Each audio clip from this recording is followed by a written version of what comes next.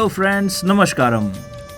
मैं सुशांत स्वागत करता हूं आप सभी का हमारे YouTube चैनल AS एक्सप्लोर्स में। इनक्रेडिबल इंडिया के क्रेडिबल प्लेसेस को एक्सप्लोर करने की कड़ी में हमने अगला स्थान चुना हुआ है, वो राज्य जो कि राजाओं का गढ़ हुआ करता था, यानी कि राजस्थान। और आज हम एक्सप्लोर करने निकले हैं भारत ही नहीं बल्कि विश्व के सबसे सिग्निफिकेंट युद्ध स्थानों में से एक हल्दी घाटी को, जहां से जुड़ी बहुत सी जानी अनजानी कहानियों को आज हम एक्सप्लोर करने वाले हैं और जानने वाले हैं यहाँ के इतिहास के बारे में। So stay tuned and keep watching AS explores. Friends, अगर आप हल्दी घाटी देखने जाना चाहते हैं तो जयपुर से लगभग 380 किलोमीटर की दूरी पर यह पड़ता है और उदयपुर से 50 किलोमीटर की दूरी पर यह स्थित है। यहाँ आने के लिए नियरेस्ट एयरपोर्ट उदयपुर एयरपोर्ट है। उदयपुर की डायरेक्ट ट्रेन लेकर भी आप यहाँ तक आ सकते हैं और अगर आप बाई रोड आना चाहते हैं तो भी काफ़ी कन्वीनियंटली आप यहाँ पे पहुँच सकते हैं। वैसे राजस्थान इतना बड़ा है कि अगर आप इसको प्रॉपर घूमना चाहते हैं तो आपको लगभग 15 दिन की मिनिमम छुट्टी लेकर यहाँ पे आना होगा, नहीं तो आप 2 पार्ट में आके यहाँ को एक्सप्लोर कर सकते हैं। फिलहाल हम उदयपुर के पास मोरचना एक स्थान है, वहाँ रुके हुए हैं। हल्दी घाटी को एक्सप्लोर करके हम उदयपुर को एक्सप्लोर करने वाले हैं, तो चलिए चलते हैं इस अनोखे सफ़र में।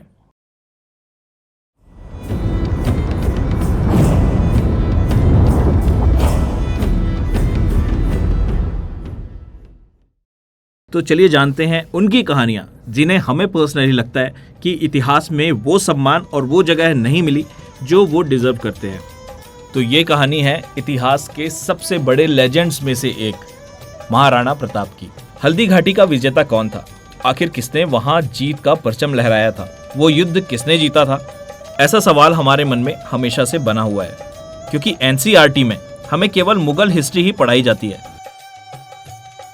फ्रेंड्स, हम जब मोरचना पहुँचे तब हमारे पास यहाँ घूमने के लिए 2 ऑप्शंस थे। एक था कुंभलगढ़ किला और दूसरा था हल्दी घाटी। क्योंकि कुंभलगढ़ किले में काफ़ी लंबा लाइन लगा हुआ था, इसकी वजह से हमने वहाँ जाना अवॉइड किया और मैं ये कह सकता हूँ कि ये एक बहुत अच्छा डिसीजन भी हुआ हमारे लिए, क्योंकि हम आ गए हल्दी घाटी देखने के लिए। और यहाँ आने के बाद हमें ऐसी बहुत सारी जानकारियाँ मिली जो हमें पहले शायद नहीं पता थी, और जितनी जानकारियाँ हमें पता थी वो भी काफ़ी ज़्यादा ट्विस्टेड थी। और हम ऐसा कह सकते हैं कि इसमें तत्कालीन गवर्नमेंट जिन्होंने टेक्स्ट तैयार किए थे, जिन्होंने सिलेबस तैयार किया था, उनकी बायसनेस नज़र आती थी। सो एनीवेज़, हम यहाँ पहुँच गए हैं हल्दी घाटी और एक्सप्लोर कर रहे हैं इस महान जगह को, जहाँ पे एक बहुत ही महानतम राजाओं में से एक महाराणा प्रताप राज किया करते थे और उनके शूरवीर गाथाओं की कहानियाँ हम आगे आपको सुनाते हैं। 9 मई 1540 में मेवाड़ के राजा उदय सिंह और उनकी रानी जयवंता बाई के घर कीका का जन्म हुआ था। कीका उदय सिंह का सबसे बड़ा बेटा था। क्योंकि महाराणा प्रताप का बचपन भील समुदाय के बीच बीता था और वहीं उन्होंने युद्ध की कला सीखी थी। भील समुदाय के लोग अपने पुत्र को कीका कहकर बुलाते थे, इसलिए वे महाराणा प्रताप को भी कीका नाम से पुकारते थे। फ्रेंड्स, जब मेवाड़ की गद्दी को संभालने का समय आया तो राजा उदय सिंह ने अपनी प्रिय रानी धीरबाई के बेटे कुंवर जगमाल को अपना उत्तराधिकारी बनाया था। लेकिन जनता की भारी असहमति के बाद महाराणा प्रताप को गद्दी सौंपी गई। जनता के बीच उनकी लोकप्रियता और इस असहमति का एकमात्र कारण उनका युद्ध कौशल और पराक्रम ही था। और इस तरह से 28 फरवरी 1572 को 32 साल की आयु में महाराणा प्रताप का राज्याभिषेक किया गया। हल्दी घाटी के युद्ध को लेकर अलग अलग तरह के व्यूज सामने आते हैं। जैसे कुछ का मानना है कि महाराणा प्रताप ये युद्ध हार गए थे और बहुत से लोग इस बात से इनकार भी करते हैं। तो चलिए कुछ फैक्ट्स के बेसिस पे हम जानने की कोशिश करते हैं कि आखिर इस युद्ध में किसकी जीत हुई थी। अगर आप अपनी क्यूरियोसिटी की वजह से भी ये जानना चाहते हैं, अगर आप सवाल उठाते हैं कि आखिर इस युद्ध का परिणाम क्या था, तो आज के सूडो सेक्युलर्स और सूडो लिबरल्स आप पे पेड मीडिया या संगी होने का टैग लगा देते हैं। बट एनीवेज, हमारी कोशिश है कि हम फैक्ट्स के बेसिस पे आप तक कुछ जानकारियां लेकर आएं जो अब तक हम लोगों से ऐसा लगता है कि इंटेंशनली दूर रखी गई है। तो चलिए जानते हैं कुछ ऐसी बातों को जो आपको भारतीय होने पर गर्व कराएंगे, ना कि आपको मुगलों का गुलाम बनाएंगे। महाराणा प्रताप के बारे में बात करने से पहले कुछ ऐसी बातों पर भी ध्यान देना बहुत जरूरी है जिन्होंने हमारे दिमाग से महाराणा प्रताप की स्मृति को लगभग हटा सा दिया था। जैसे सन 81 और 82 में NCERT की गाइडलाइंस आई और कहा गया कि नेशनल इंटीग्रेशन के लिए छत्रपति शिवाजी महाराज को ओवर ग्लोरीफाई ना किया जाए। इस पर भी श्री सीताराम गोयल जी ने जवाब दिया था कि ऐसा कोई इतिहासकार आज तक पैदा ही नहीं हुआ जो राजा की पर्सनैलिटी को ढंग से लिख भी पाए, और आप ओवर ग्लोरिफिकेशन की बात कर रहे हैं। और फ्रेंड्स, ऐसा केवल छत्रपति शिवाजी महाराज के साथ किया गया हो, अगर आप ऐसा सोचते हैं तो ऐसा बिल्कुल भी नहीं है। लगभग सारे हिंदू राजाओं और योद्धाओं के साथ ये पार्शियलिटी पूरी तत्परता के साथ करी गई है, और ये उदाहरण केवल कक्षा 7 का है। अगर हम समूचे इतिहास की बात करें तो पूरे इतिहास में 97 रेफरेंसेस ऐसे मिलते हैं जहाँ पे अकबर का गुणगान किया गया है, 30 रेफरेंसेस ऐसे हैं जहाँ शाहजहां के बारे में बताया गया है, 30 रेफरेंसेस औरंगजेब और 30 जहांगीर के बारे में गुणगान किया गया है। और यहाँ तक कि ऐसा रेफरेंस और ऐसा एग्जाम्पल भी मिलता है जहाँ पे ये तक बताया गया है कि औरंगजेब एक जिंदा संत थे। और ये केवल किसी मजहबी किताब के बारे में नहीं है, बल्कि ये रेफरेंस NCERT के बुक से ही लिया गया है। और वहीं दूसरी तरफ अगर हम इतिहास के पुस्तकों की बात करें तो शिवाजी महाराज का वर्णन केवल 8 बार किया गया है, वो भी बिना किसी फोटो के। और NCERT में तो राजपूतों को कोई जगह ही नहीं मिली है, यहाँ तक कि महाराणा प्रताप को भी स्थान नहीं दिया गया है। और ऐसी हमारी इंडिविजुअल फाइंडिंग नहीं, बल्कि इकोनॉमिक टाइम्स में छपी एक रिपोर्ट का और पार्लियामेंट्री कमेटी के थिंक टैंक की रिपोर्ट का खुलासा ये उजागर करता है, जिनका कहना है कि बहुत ही ज्यादा बायस्ड और डिसप्रोपोर्शनल अटेंशन दिया गया है मुगल राजाओं को। तो फ्रेंड्स, राजस्थान के स्कूलों में पढ़ाया गया कि अकबर बहुत ही महान थे। भारत के बाकी स्कूलों में भी कुछ ऐसा ही पढ़ाया गया है। साथ ही महाराणा प्रताप में रण कौशल की कमी थी, ऐसा भी हमें बताया गया है। बीजेपी की सरकार जब राजस्थान में आई तो उन्होंने महाराणा प्रताप को फिर से महान बताया। फिर दोबारा कांग्रेस की गहलोत सरकार आई तो उन्होंने फिर से अकबर को महान बताया और महाराणा प्रताप में युद्ध कौशल की कमी बताई। और कांग्रेस का ऐसा करना सही भी है, क्योंकि इंदिरा गांधी जब राजस्थान गई थी तो 1970 में उनके विजिट के दौरान प्रताप की मूर्तियों के सामने कुछ पत्थर लगवाए गए थे, जिनमें यह लिखवाया गया था कि महाराणा प्रताप हल्दी घाटी के युद्ध में पीछे हट गए थे और भाग खड़े हुए थे। ऐसे 40 पत्थर जगह जगह पर लगवाए गए थे, लेकिन अब ASI इन पत्थरों को हटवा रही है। और उन्होंने ये भी माना है कि ऐसा कोई प्रमाण नहीं मिलता जिसमें महाराणा प्रताप के युद्ध से पीछे हटने या भाग जाने की पुष्टि होती हो। अब इन पत्थरों को फिर से लगवाया जाएगा और जो भी त्रुटि पहले हुई है उन्हें रेक्टिफाई करके फिर से उन्हें मेंशन किया जाएगा।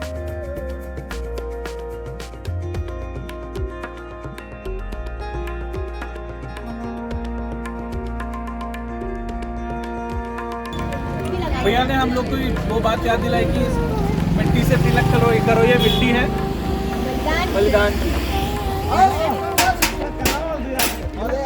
कहते हैं यहाँ की मिट्टी को घर ले जाना चाहिए।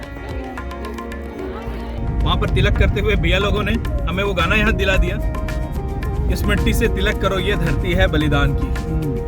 कवि प्रदीप द्वारा लिखा हुआ उनके ज़बरदस्त रचनाओं में से एक है। वैसे तो उनकी सारी रचनाएं ही बहुत ही ज़बरदस्त होती थी, मेरे all time one of most favourites में से एक है। हम आगे बढ़ रहे हैं। हल्दी आगे क्या है भैया? दर्रा।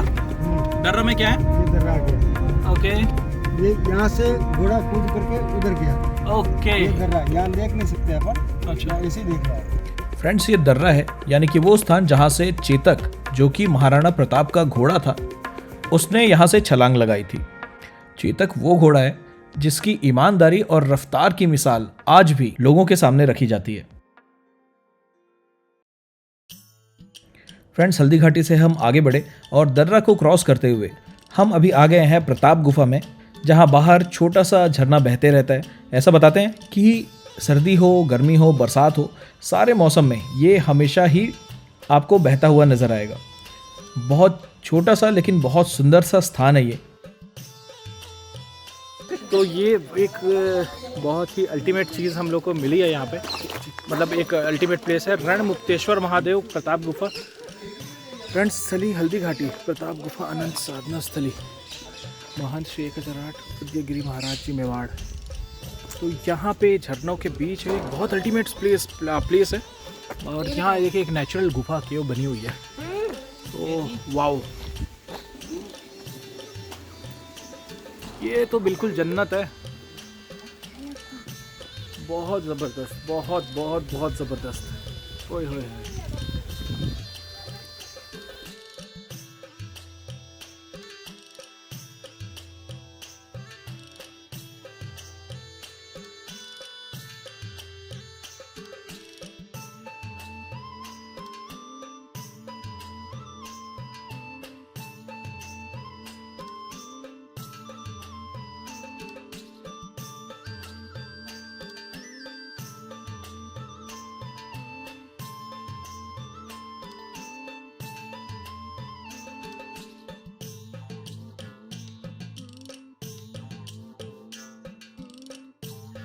यहाँ छोटा सा मंदिर भी है और बाहर आप देख सकते हैं कि गणेश जी की मूर्ति बिल्कुल ही साक्षात नज़र आती है।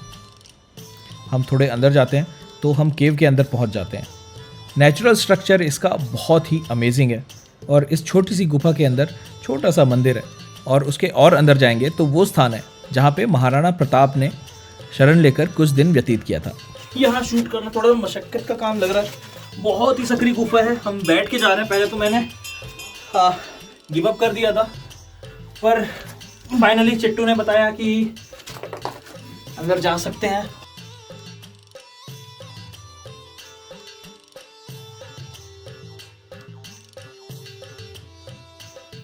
ये बस थोड़ा सा ही ऊपर है।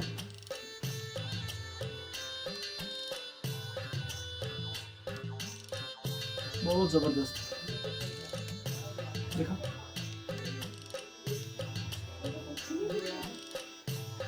बहुत जबरदस्त। चलो वापस चलें।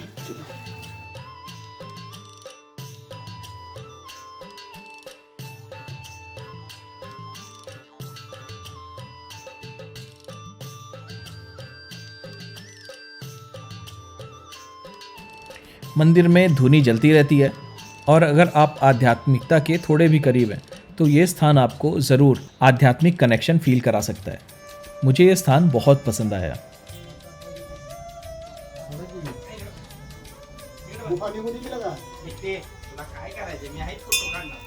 फ्रेंड्स, प्रताप गुफा में बहुत सारे संत और योगी पहले रह चुके हैं, अपना समय गुजार चुके हैं और उनमें से ही एक हैं ये बाबा जी, जिनके साथ अभी हम उनके रूम को देखने के लिए जाने वाले हैं। गुफा से लगी हुई ही उनकी एक छोटी सी कुटिया है और यहाँ पे उनके जीवन यापन की कुछ सामग्री रखी हुई है। गुफा के पीछे की तरफ एक बाड़ा सा बना हुआ है जहाँ पे कुछ योगीज़ और कुछ संतों की समाधियाँ बनी हुई हैं।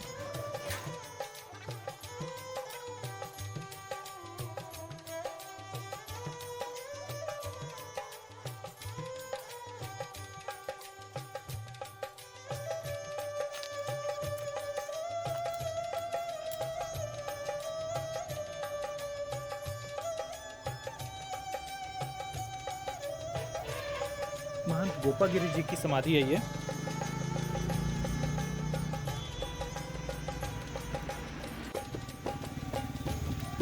एक और समाधि लगी हुई है यहाँ पे। ये कौन से महंत जी की समाधि है, ये बहुत प्रॉपरली इसमें नज़र नहीं आ रहा है।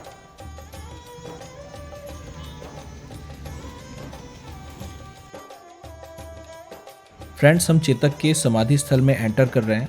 फ्रेंड्स, चेतक ने महाराणा प्रताप को युद्ध के क्षेत्र से निकालने के लिए घायल होने के बाद भी 3 टांगों से 5 किलोमीटर सफ़र तय किया और 22 फीट की खाई को कूदकर पार किया।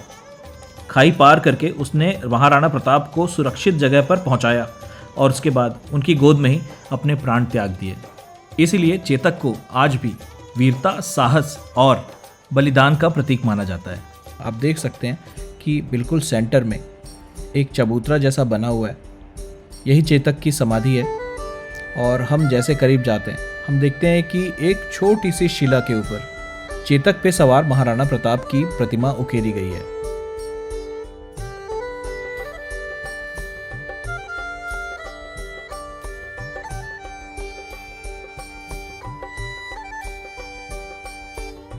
फ्रेंड्स, यहाँ पार्किंग से आप जैसे ही आगे बढ़ेंगे म्यूजियम की एंट्री है और छोटा सा मार्केट लगा हुआ है।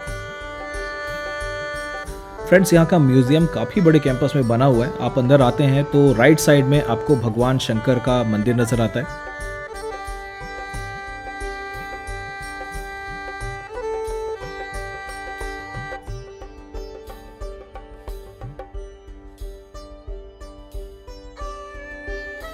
इसके अलावा आप महाराणा प्रताप के काल की उनसे जुड़ी हुई बहुत सारी झांकियां देख सकते हैं। साथ ही अंदर आपको ऑडिटोरियम मिल जाएगा जहां पे हल्दी घाटी और महाराणा प्रताप के जीवन से संबंधित एक एनिमेटेड डॉक्यूमेंट्री फिल्म आपको दिखाई जाती है। इसके अलावा उनके जन्म से और उनके जीवन काल से जुड़ी हुई कहानियों का चित्रण झांकियों के माध्यम से किया गया है, जो एक मस्ट विजिट प्लेसेस में से एक है। ऑडिटोरियम जाने से पहले ऑडिटोरियम के पहले हॉल में ही महाराणा प्रताप के समय के ढाल, उनके हथियार, उनके कवच और युद्ध से संबंधित चीज़ें डिस्प्ले करी गई है। आप जब कभी भी राजस्थान टूर का प्लान बनाते हैं तो हल्दी घाटी एक मस्ट विजिट प्लेसेस में से एक है। साथ ही यहाँ के म्यूजियम को विजिट करना बिल्कुल भी ना भूलें। हल्दी घाटी दरबार है। इस दर्रे की विशेषता है कि यहाँ की प्राकृतिक मिट्टी व पत्थरों का रंग हल्दी जैसे पीले रंग का है। महाराणा प्रताप की सेनाओं ने मुगल सेना को यहाँ से 3 किलोमीटर दूर पीछे समतल क्षेत्र में, जहाँ अभी खमनोर गांव है, वहां तक खदेड़ दिया।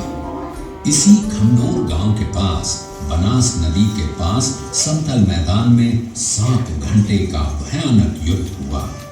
इस लड़ाई की विस्तृत जानकारी आपको एक फिल्म के द्वारा दी जाएगी। महाराणा प्रताप की मृत्यु 19 जनवरी 1597 को एक शिकार के दौरान लगी चोटों के कारण हुई थी। मृत्युशैया पर लेटे हुए भी उन्होंने अपने बेटे से कहा कि मुगलों के सामने हार मत मानना और चित्तौड़ को वापस जीतना। ये कहकर उन्होंने अपनी आखिरी सांस ली थी। मेवाड़ एकमात्र ऐसी रियासत थी जिनको अकबर अपने अधीन नहीं कर पाया। फ्रेंड्स, हमारे लिए ये सिर्फ ट्रेवलॉग नहीं था, बल्कि हमारी तरफ से ये महाराणा प्रताप और उनकी वीरता को ट्रिब्यूट था। आपको हमारा ये एपिसोड कैसा लगा हमें ज़रूर बताएं। Stay tuned and keep watching AS Explores।